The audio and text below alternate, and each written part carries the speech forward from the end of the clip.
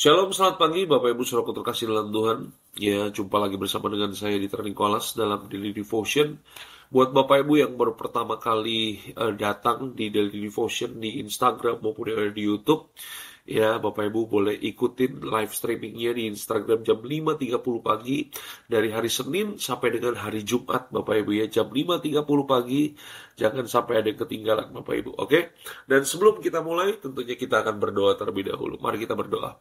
Bapak kami dalam sorga, terima kasih Tuhan buat pagi hari ini. Kalau pagi hari ini kami boleh bangun, kami boleh menghirup napas kehidupan kami yang baru.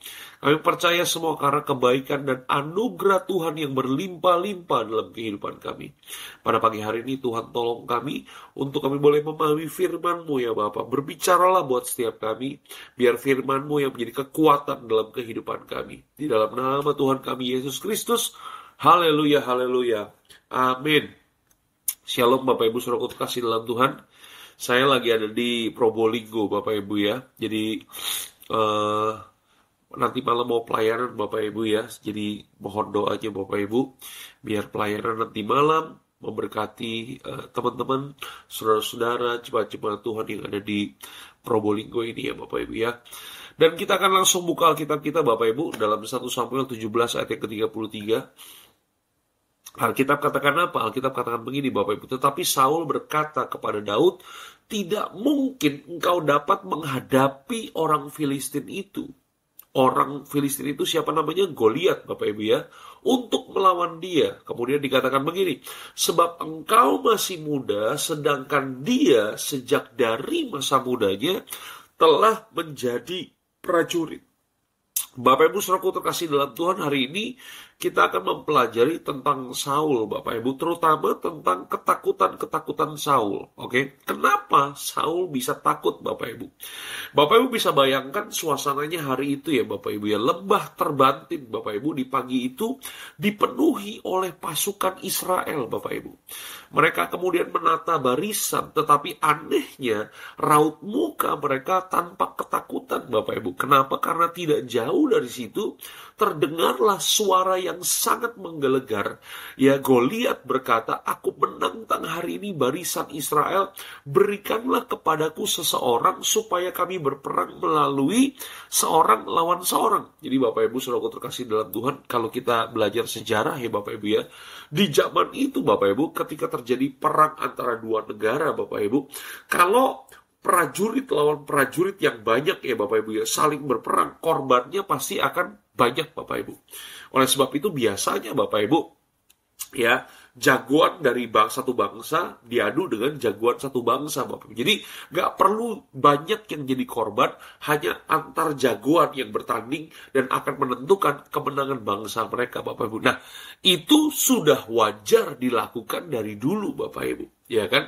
Nah, hari itu Bapak Ibu kita bisa memahami bahwa Goliat kemudian menantang salah satu tentara terbaik yang ada di Israel, Bapak Ibu.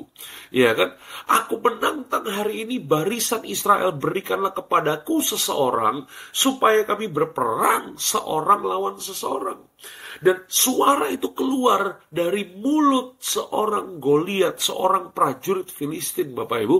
Dan dia bukan seorang prajurit biasa. Dia adalah seorang prajurit raksasa, Bapak Ibu.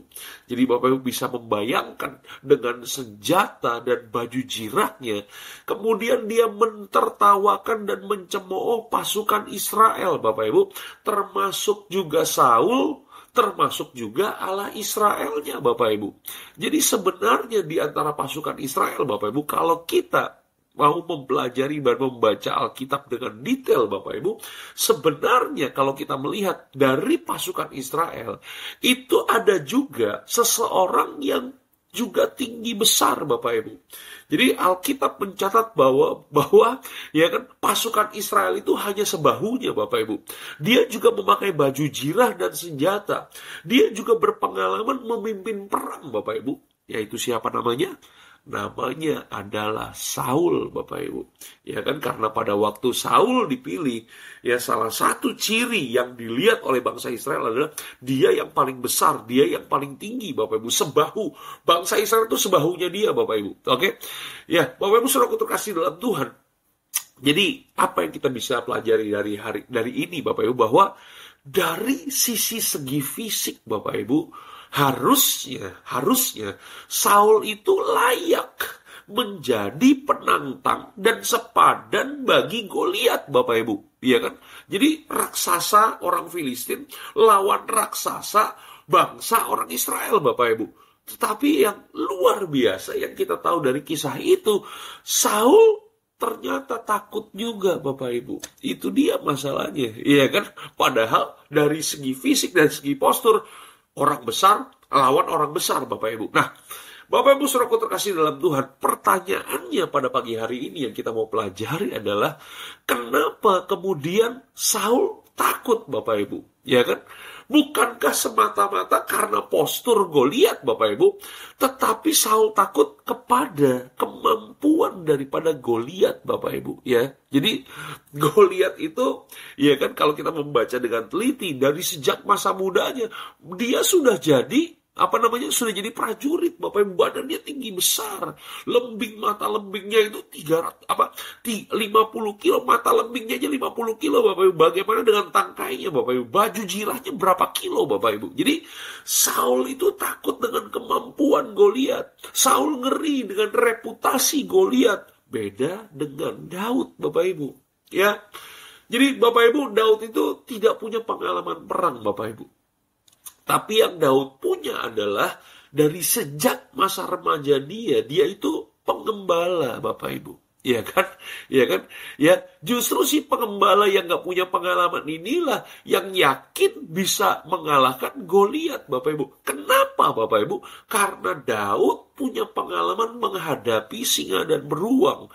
Daud juga percaya ketika dia menghadapi singa dan beruang, dia percaya bahwa Tuhan menyertai dia Bapak Ibu.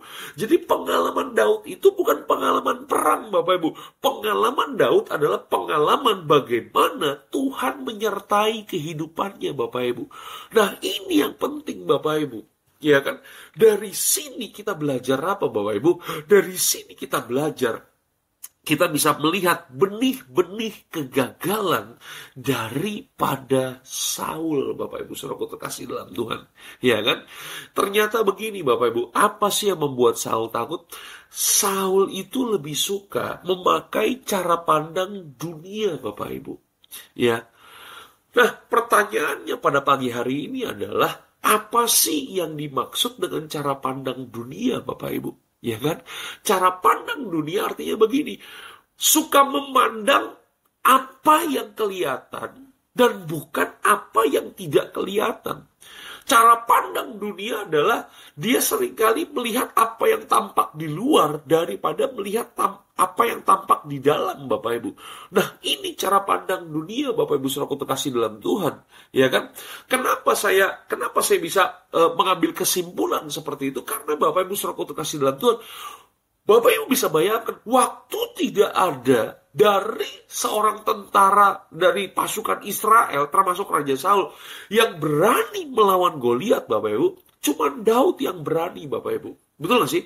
Tapi waktu Saul kemudian melihat sosok Daud Bapak Ibu, 1 Samuel 17 ayat yang ke-33, firman Tuhan katakan begini, tetapi Saul berkata kepada Daud, perhatikan baik, tidak mungkin engkau dapat menghadapi orang Filistin itu untuk melawan dia.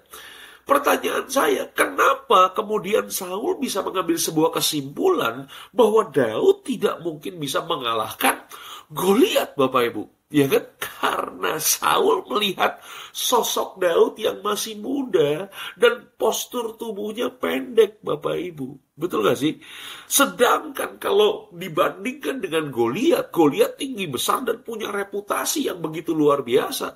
Berarti kan begini, Saul hanya melihat apa yang kelihatan. Ya kan? Saul tidak melihat bahwa Tuhan menyertai Daud Bapak Ibu. Iya kan? Iya kan? Itu dia Bapak Ibu. Saul memiliki cara pandang dunia Bapak Ibu. Yang Saul lihat hanya manusianya Bapak Ibu. Saul tidak melihat ada Tuhan di balik Daud Bapak Ibu. Bapak Ibu, ini yang paling penting nih Bapak Ibu ya. Contoh yang kedua, saya kasih contoh yang kedua Bapak Ibu. Waktu Daud kemudian siap melawan Goliat Bapak Ibu, pertanyaan saya, apa yang dilakukan oleh Saul Bapak Ibu? 1 Samuel 17 ayat yang ke-38. Lalu Saul mengenakan baju perangnya kepada Daud, ditaruhnya ketopong tembaga di kepalanya dan dikenakan baju jirah kepadanya. Bapak Ibu bisa lihat ya, yang Daud perhatikan hanya penampilan luar Bapak Ibu. Untuk melawan Goliat Bapak Ibu bayangin sekelas Saul memperhatikan apa yang tampak di luar Bapak Ibu. Makanya Daud dipakein baju jirah Bapak Ibu, dipakein ketopong Bapak Ibu. Yang mengerti katakan haleluya. Itu dia Bapak Ibu saudaraku terkasih dalam Tuhan ya. Bapak Ibu, dari sini kita belajar apa sih Bapak Ibu? Dari sini kita belajar Bapak Ibu bahwa kekalahan seseorang dalam menghadapi apapun yang sedang dihadapinya Bapak Ibu, masalah keluarga, masalah bisnis, masalah ekonomi, masalah finansial, kadang-kadang yang membuat iman kita lemah adalah kita selalu melihat apa yang kelihatan Bapak Ibu. Betul gak sih? Kita selalu memperhatikan situasi kondisi yang ada di luar kita. Kita gak pernah berfokus kepada apa yang ada di dalam kita. Kita gak pernah berfokus melihat apa yang tidak kelihatan yang ada di dalam kita, Bapak Ibu. Bapak Ibu saudaraku terkasih dalam Tuhan, hari ini Bapak Ibu kita mau belajar Bapak Ibu. Janganlah memandang segala sesuatu dari apa yang kelihatan, dari tampak luarnya, dari kacamata dunia, dari manusianya Bapak Ibu. Betul gak sih? Kalau kita melihat segala sesuatu dari situasi dan kondisi, dari keadaan kita, percayalah Bapak Ibu, lambat laun kehidupan kita, lama-lama kita akan kecewa Bapak Ibu. Yang mengerti katakan haleluya. Ya, Saul Bapak Ibu melihat Goliat dan takut dengan reputasi Goliat. Saul melihat kepada Daud Bapak Ibu, dia kemudian membenci kepada Daud. Kenapa? Karena rakyat lebih menyukai Daud Bapak Ibu. Ya kan? Saul tidak taat kepada perintah Samuel Bapak Ibu, karena takut rakyat akan meninggalkan dia Bapak Ibu. Saul kemudian melanggar perintah Tuhan untuk membunuh Raja Agag demi memperoleh pujian dan hormat manusia Bapak Ibu. Jadi apapun yang dilakukan oleh Saul ternyata motivasinya adalah yang ada di luar terus Bapak Ibu. Cara pandang dunia. Dia mau bagaimana orang melihat dia, bukan bagaimana Tuhan melihat kehidupan dia. Bapak Ibu saudaraku terkasih dalam Tuhan, saya mau kasih tahu, apapun yang kita kerjakan, apapun yang kita lakukan itu Bapak Ibu, bukan supaya mendapat puji-pujian manusia, tapi lakukan segala sesuatunya karena kita mau menyenangkan hati Tuhan. Yang mau dan mengerti katakan, kasih jempolnya Bapak Ibu. Tolong kasih jempolnya, kasih komentar Bapak Ibu. Haleluya. Bapak Ibu saudaraku terkasih dalam Tuhan, kalau kita hanya peduli pada penilaian manusia dan kemudian kita memakai cara pandang dunia, maka ini Bapak Ibu, kita akan gampang diserang oleh yang namanya ketakutan dan kekhawatiran Bapak Ibu. Saat kita hanya mengandalkan apa yang biasa kita andalkan oleh manusia, kita mengandalkan harta kita mengandalkan jabatan kita mengandalkan popularitas kita mengandalkan kekuatan fisik kita, maka kita akan mudah kecewa. Kita akan merasa tidak puas, ya kan? Kita akan merasa jadi orang-orang yang kalah Bapak Ibu. Hari ini Bapak Ibu saudaraku terkasih dalam Tuhan, Yesus berkata bahwa orang yang tidak mengenal Allah, yang akan terus hidup dalam kekhawatiran kepada hal-hal lahiriah Bapak Ibu. Tetapi orang yang mengenal Allahnya, dia tahu bahwa Tuhan akan senantiasa memelihara kehidupannya Bapak Ibu. Hari ini Bapak Ibu kita belajar, ya biarlah fokus kita adalah melakukan kehendak Bapa terlebih dahulu Bapak Ibu. Karena percayalah bahwa Allah tidak akan pernah mengecewakan kehidupan kita. Sekali lagi Bapak Ibu, kalau hari ini kita mudah khawatir, mungkin kita akan memakai standar dan cara pandang dunia. Hari ini jangan gunakan cara pandang dunia. Jangan melihat manusia, tapi berfokus kepada Tuhan yang ada di dalam kita, yang tidak kelihatan ini Bapak Ibu. Karena itulah sumber kekuatan kehidupan kita. Ya, mengerti katakan haleluya. Ya, jangan lupa ya Bapak Ibu ya, hari Sabtu pagi kita tetap ada doa pagi, dan hari Sabtu sore kita ada pemuritan dan kita dilayani oleh Beni Patina Sarani Bapak Ibu. Saya berharap Bapak Ibu bisa hadir, Bapak Ibu bisa belajar bersama-sama. Oke? Mari kita berdoa. Bapa kami dalam sorga, terima kasih Tuhan buat pada pagi hari ini. Kami mau berdoa di dalam nama Tuhan kami Yesus Kristus Tuhan. Kami bersyukur buat firman Tuhan. Biarlah hari ini ya Bapak, kacamata yang kami pakai bukan lagi kacamata dunia yang hanya sekedar memandang apa yang kelihatan dan bukan apa yang tidak kelihatan. Kami melihat penampilan yang ada di luar. Bukan itu Tuhan. Tapi hari ini ajar kami supaya kami berjalan seperti Daud. Bagaimana kami punya pengalaman, bagaimana Tuhan menyertai kami. Karena itulah yang paling penting. Hari ini kami berdoa Tuhan, berikan kekuatan kepada kami. Untuk apapun yang kami hadapi, masalah keluarga, masalah ekonomi, masalah finansial, masalah-masalah dengan apapun yang kami hadapi hari-hari ini. Kami percaya Tuhan, biar kiranya Tuhan ajar kami. Biarlah firman Tuhan ini menjadi kekuatan dalam kehidupan kami. Sehingga ketakutan dan kekhawatiran tidak menguasai kehidupan kami. Kuatkan dan teguhkan kehidupan kami. Hamba-Mu berdoa buat Papa dari Andreas Agung Sahertian yang sedang dirawat di RSCM. Hamba-Mu berdoa di dalam nama Tuhan kami Yesus Kristus. Tuhan pakai rumah sakit, pakai dokter, pakai obat-obatan untuk memulihkan dan menyembuhkan Papa dari Andreas ya Bapak. Engkau memberkati papanya ya Bapak. Kami percaya firman-Mu, hati yang gembira adalah obat yang manjur. Hari ini ketika papanya beristirahat di rumah sakit, berikanlah sukacita itu ya Bapak. Terima kasih Tuhan, kesembuhan terjadi. Kami mau serahkan kehidupan kami di sepanjang hari ini. Biar Engkau yang beracara Tuhan. Biar Engkau yang selalu menyertai kehidupan kami. Di dalam nama Tuhan kami Yesus Kristus. Haleluya, haleluya.